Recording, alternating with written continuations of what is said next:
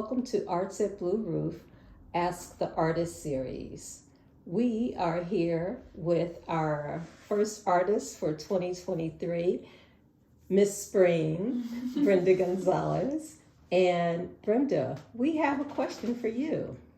Where do you draw your inspiration? We know that you are a multimedia artist and you've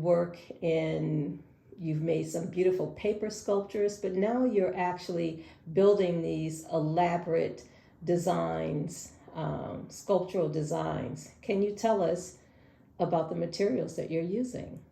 Thank you, Connie, and I'm excited to be an artist in residence at Arts at Blue Roof this spring. Let's see, my inspiration comes from the materials themselves. First off, my work is about the idea of home, and in my sculptural work more specifically, I use the textural qualities of things like fabric or found objects like furniture to make what I call creature sculptures. So these are creatures that are half memory and half make-believe, and I get my materials from different types of places.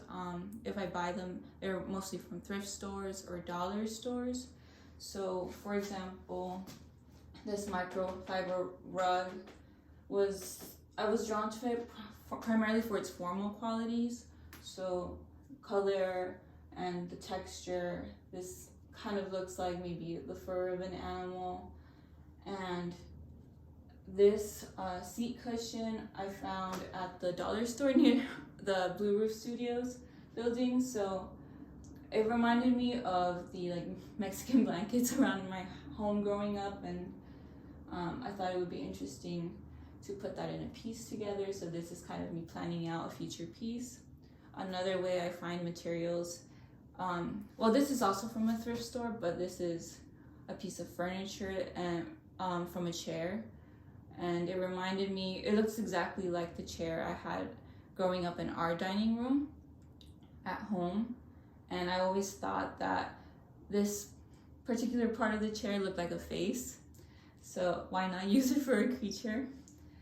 And although this piece wasn't in my home itself, it was from a thrift store, this other material is from my actual home. During the pandemic, we cleaned out a lot of stuff at home. And this sheer curtain, we were going to throw it away, but I thought, why not use it for a sculpture, since I'm always getting these. I mean, sometimes they're materials with, memory from a thrift store, but sometimes they're new materials from a dollar store.